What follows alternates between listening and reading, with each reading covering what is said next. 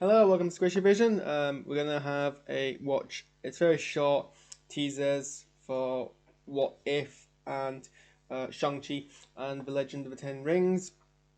The What If trailer is only half a minute, and the other trailer is a minute long.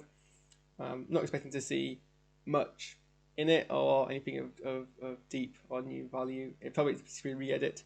But let's have a watch. I'm not watching. This is the first time I'm going to see it as well, so it's going to be a watch through and a surprise for us both, I guess, is what I'm leading to. So hopefully this all works. Because the thing about first watch throughs is I can't test much of the tech, because otherwise I would have watched the trailer. You know the stories, but what if one thing changed everything? Well, that doesn't sound ominous at all. On August 11th, expect the unexpected. It cannot be. Let's be honest, we've been through weirder. And ask yourself the question, what if? It appears we have a common enemy. I guess I have to freestyle then. Streaming August 11th, only on Disney+. Okay, well, some interesting stuff actually. So I always assumed, I think most of us assumed that What If would be an anthology series, would see different realities and be no correlation, no connection or correlation or continuity between all of them. It'd be like, I think this is what kind of what the comics, the What If in the comic series was actually like, in that it was different issues of different events and they weren't necessarily the same series. But there was the insinuation, it was the last trailer kind of changed that a bit. I was like, oh, actually, maybe because we saw some characters interacting with each other who were clearly meant to be in their own isolated stories, and then over, those strange and other characters kind of interacting. So maybe there is actually a connection between them all, and this kind of supports that in that it's the whole premise is what if one thing changes everything. So I think we're going to see one thing change, and then everything is meant to be like a roll off, like a branch essentially, using terms from Loki. So a lot of this is very similar. This sort of what we've seen before. Obviously, we're seeing Karen Sharp turned into Captain America rather than Steve Rogers.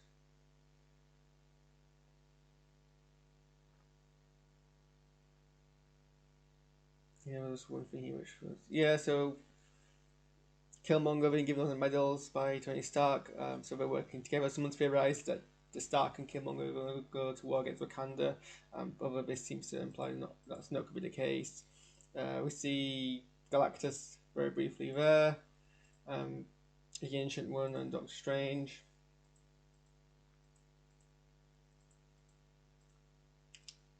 An actual Hydra, which is cool. And then kind of the whole Killmonger working together with Shuri.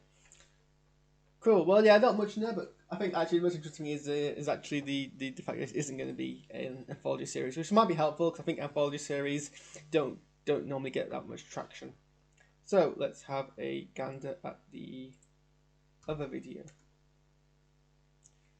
So this is the minute-long tease for Shang-Chi and the Legend of the Ten Rings. What happened to your shirt? All I ever wanted was a normal life. My son, the Ten Rings gave our family legendary power. Show me you are strong enough to carry them.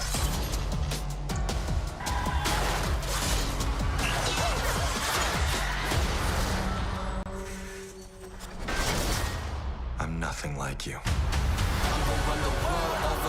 I thought I could change my name. Start a new life. You can't outrun your destiny.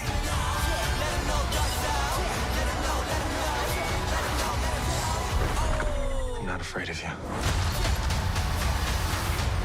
Marvel Studios' Shang-Chi and the Legend of the Ten Rings. So I think we're actually giving less there, in a sense. Less kind of stuff that's that we already knew. Let's just PG-13. Let's scrub through. Obviously, I mean, the insinuation was already there to begin with, but it's a confirmation that he's going to take part in that kind of ring fight that we see the Abomination in fighting supposedly Wong, and some nice humor about his shirt being missing, which I kind of enjoy. Not his shirt being missing, the humor. And then some more voiceovers from the Mandarin about kind of destiny, family, because this is all meant to be about family. Again, the whole thing about these 10 rings giving them a whole bunch of power, making them very, very powerful, and to me this look like very very flashy magical whips. Nothing which seems out extraordinarily or on the face of it doesn't seem to live up to the hype of the 10 rings in the MCU, but maybe we'll be pleasantly surprised when we see it. Some more about this fight, possibly kind of how it ends, which I guess is not ideal, but hopefully it's out of context for the shot, doesn't show the whole picture. Some more back and forth between them two.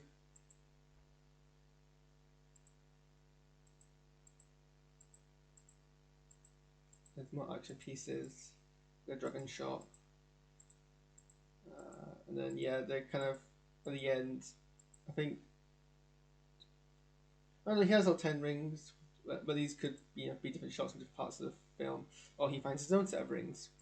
Who knows? Oh well, that's my quick kind of look on that. They have released a featurette that's about 2 minutes long, but I'm not gonna do a live watch of that because I think that's a bit taking a mick. Because most people talking, providing an analysis. But yeah, thanks for watching, and so 11th of August isn't actually that far away, and that's when the next set of Marvel things comes on. Other than that, I will see you all next week, Wednesday, for the next Bad Batch reaction. Thank you.